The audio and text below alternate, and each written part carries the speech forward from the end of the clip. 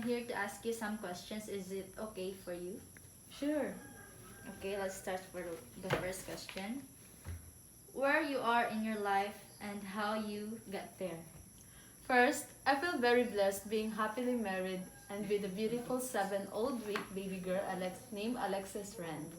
I think part of my success was finishing college, working professionally, and being deeply committed to my loving husband. The part that I feel most blessed because of the beautiful things happened to me, though I encountered difficulties back then. Okay. What do you like about yourself, your body, and what do you not like? Most blessed as being able to take care of my family and my extended family. And I was also fond of my nieces and nephews. That's why I'm helping them by sending them to school and to college. I like myself for being flexible and in all things. With regards to my body, I just feel that I am softer and I have lost much of my muscle tone during my pregnancy. With COVID, I have not been able to go to the gym for 7 months, but it did not stop me from being healthy. I still do light exercise in my house, eating healthy foods, and do other things that can make myself enjoy but safe. What I do not like for my body is to be fat. That's why I'm always have my self-discipline. Okay, next questions. Question, rather. What is it about your body and mind that you're unhappy with that could be positively affected by exercising regularly? I am currently at 46 kilogram, but before getting pregnant, I was only at 41 kilogram.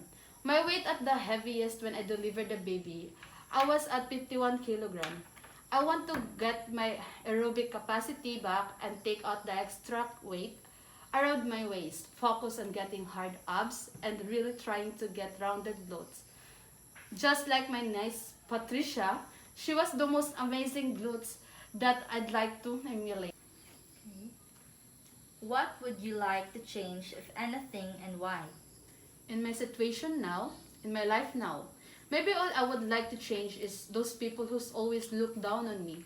Those people that I considered as friend and treated like my own siblings but did nothing but to deceive me and turns their back on me.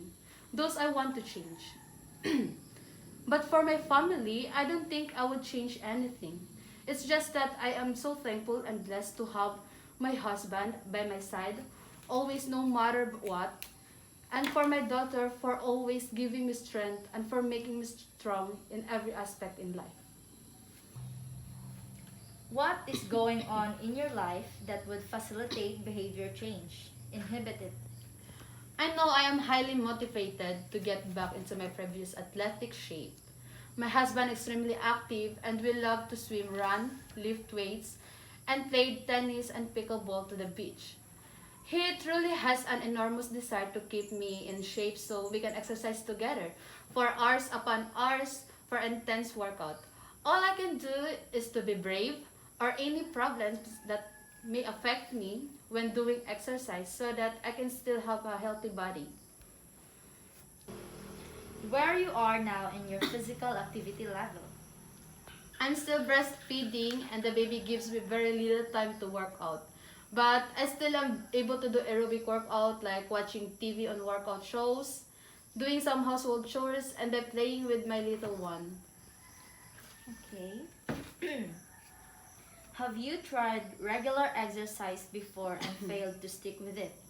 I have always been very dedicated to working out, and after spending time with my husband in the United States, I've learned how to push myself while working out at the beach. Again, I know that I will be able to focus on my workout as a baby gives me more free time to be at the gym and post-COVID at the beach. Currently, what do you estimate your potential to stick with an exercise program to be? I want to do is to take self-defense classes like kickboxing so I can teach my daughter as she gets older how to protect herself. And yes, and a question. I am extremely dedicated to achieving my physical fitness goals. Yes, I know that my goals are achievable because my husband supports all my athletic and personal goals. Yes, also he's also looking after me all the time for my safety and as well as our daughter. Okay. What unmet personal needs you are thinking of attempting to meet? And the question, and my husband always reinforces that I have an amazing body and one of the reasons why I have such positive self-image of myself. Before, during, and post-pregnancy, I feel very about of myself. Are you ready, really ready to try it? Would you really like to change even if it means giving up something you are accustomed to? I believe I am healthy, active, extremely positive, and determined Filipina. I am determined mother who wants to have my daughter and myself be the best people we can possibly be. With I have deep love for both of baby girl and my loving husband. Do you think that you can mobilize the mental strength if that is what you want or need to do? Yes, of course. I can mobilize my mental strength by simply starting a small daily actions, adapt to all possible changes in order to take on and overcome some life's most challenges. Okay. What has your previous experience with personal health behavior change been? Good, bad, some success, none? Will that help you this time around? In closing, I know and I'm willing to work very hard to be strong and healthy man. My daughter into being a loving and supportive wife for my husband. Equally as important is I want to be a positive role model not just for my niece or nephews, but to all of my friends and relatives to stay active. Watch what we eat and also to be the best people we can possibly be. What can you learn from experience that will help this time? Are you being realistic about this? Well, we all have the attitude for some food that are not good for us and we really want to eat that food, but only little just enough for your craving. I learned from my experience that will help me this time is that exercise regularly and eat healthy foods that will be good for my body and also good for my baby. Yes, I am being realistic about this. What is your self-image? My self-image shows that I have healthy body image because I feel good about my body and I am confident with it. I am fighting my weaknesses. I am making my strength more powerful and as well as my abilities. People may bring me down, but it's not an hindrance for me because I have God who's always there for me, my family who loves me. I don't need people's word or side against me because I can use their words as my motivations to be better. Do you think of yourself as a good-looking, attractive, not attractive, healthy, or unhealthy? For me, yes, I am good looking because God creates me in His likeness. Yes, for me, I find myself attractive because I can't have a husband. And if I am not attractive, of being attractive is not only counts on your looks, right? Yes. It also counts how good your attitude is and the way you handle things for the way you handle people.